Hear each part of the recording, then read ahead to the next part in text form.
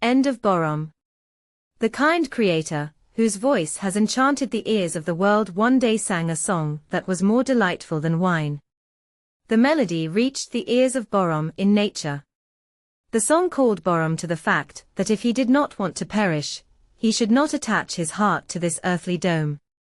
After hearing this advice from the Lord, Bahram fell into deep thought and remembered the fate of Mundir, saying to himself, "The creator of the 7 domes of the sky is higher and more skilled than any dome architect." So he decided to dedicate these 7 domes to the Lord and seek friendship with the creator of the 7 domes of the sky.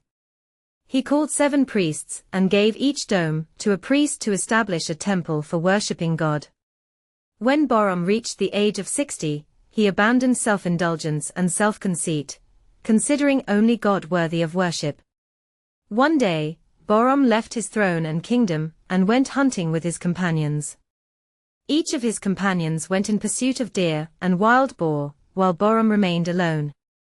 All his companions were after a big catch, while Bahram was looking for a small game for himself. At that moment, in the distance, a silver shining wild zebra was found. The king realized that the wild zebra was actually an angel who would guide him to heaven. So, he refreshed his horse and followed the silver shining wild zebra.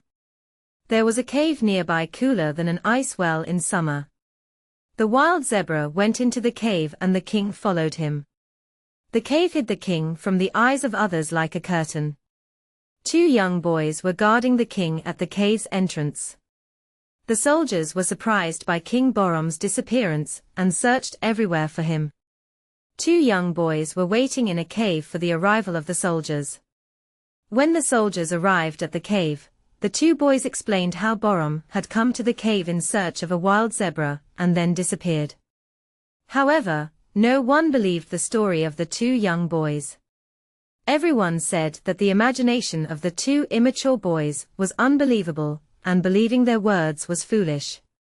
Because Bahram was a strong and muscular man, how could such a hero pass through such a narrow cave? So they began to punish the 2 children until they heard the truth from their mouths. But suddenly a cloud of dust came out of the cave entrance. A voice from inside the cave could be heard saying, "The king is in the cave, come inside." The king's loyal followers entered the cave to find him. However, the end of the cave was a dead end and full of spider webs. But there was no sign of flies, meaning the cave didn't lead anywhere. So when the companions became hopeless of finding the king, they lined up at the cave entrance and wept in sorrow for their separation from Bahram, and decided to send a message to Bahram's mother and inform her of her son's disappearance. So, Bahram's mother came to the cave with concern for her son's fate, and searched the narrow cave with her hands and feet. She spent a lot of money to dig up the cave. They dug the cave so deep for 40 days, like a deep well, and made holes in the cave door to find Bahram. Those grooves are still there and they named the cave Bahram's grave. They dug the cave so much that they reached an underground water table. At that moment, they knew that Bahram was not in the depths of the cave, but in the heavens, and finding him on earth was futile. What is perishable remains on earth, but what is lasting flies to the sky. Everybody under this dome of the sky has 2 mothers. One mother nourishes the infant in her womb with her blood, and the other mother is the earth. The earth mother nurtures her child in her womb with her own life. But the other mother eventually takes the child. Although Bahram also had 2 mothers like other humans, the earth mother is kinder. Bahram's mother complained to God about the earth mother, and in absence of her son, became very sad and tearful. Finally, 40 days after Bahram's departure, an angel of God came to him in a dream and said, "God entrusted you with a trust, and when the time came, he took back that trust from you. Return to your home from the cave and start your life anew, and do not grieve anymore."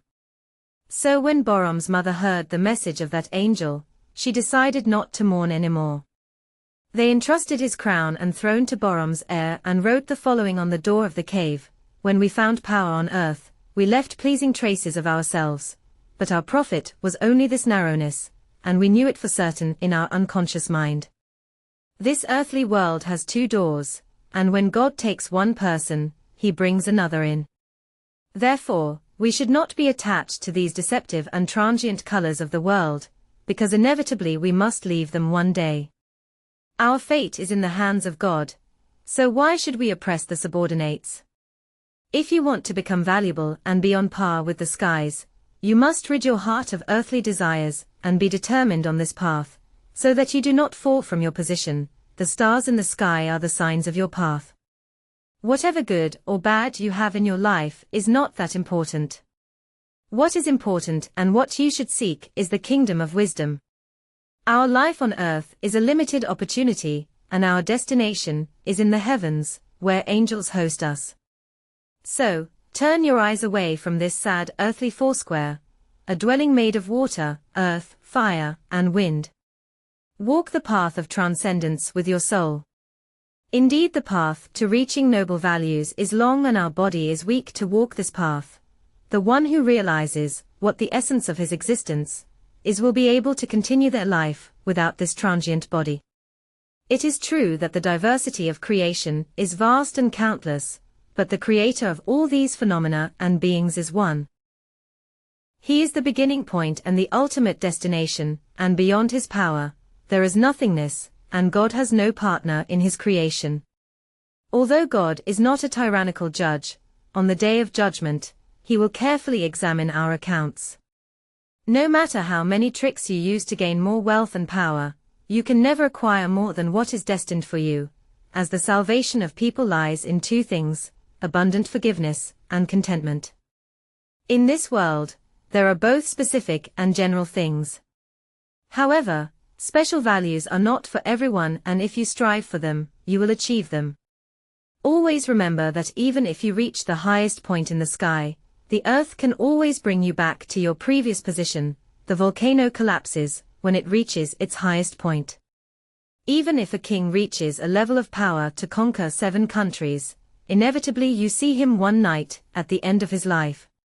This world is full of beautiful and colorful flowers that grow alongside the thorns of the flowers, and as long as this world has been full of good things, it has also been full of bad things.